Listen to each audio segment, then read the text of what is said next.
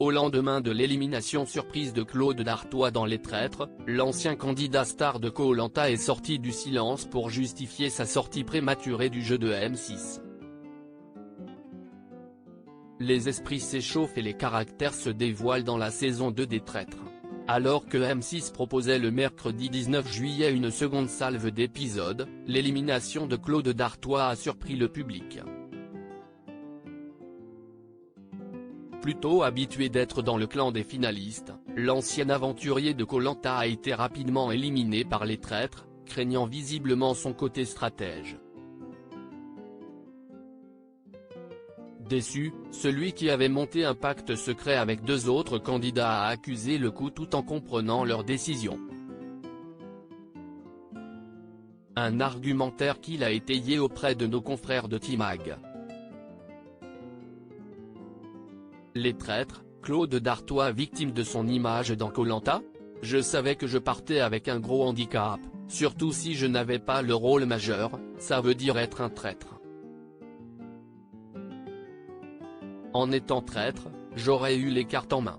En ne l'étant pas, je ne les ai pas eues donc je savais que j'étais en danger.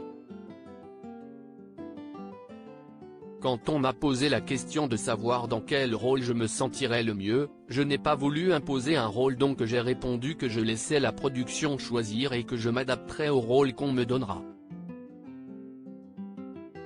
Mais si est sûr qu'avec mon caractère, mon envie de jouer et la cible grosse que j'avais dans le dos par rapport à mes aventures et l'image de stratège qu'on m'a collée, ça faisait beaucoup en ma défaveur a ainsi analysé Claude Dartois, ancien finaliste de Koh-Lanta, la légende.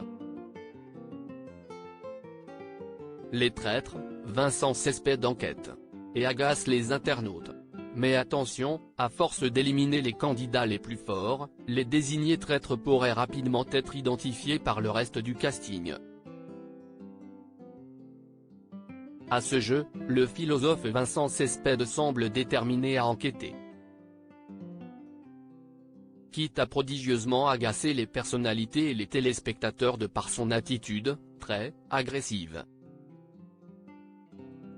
Ce dernier a toutefois pris la parole pour dénoncer le montage de l'émission et égratigner Charlotte de Turckheim dont il a pointé la violence durant le tournage. Il n'y a donc pas qu'à Koh-Lanta que les stratégies font perdre la tête.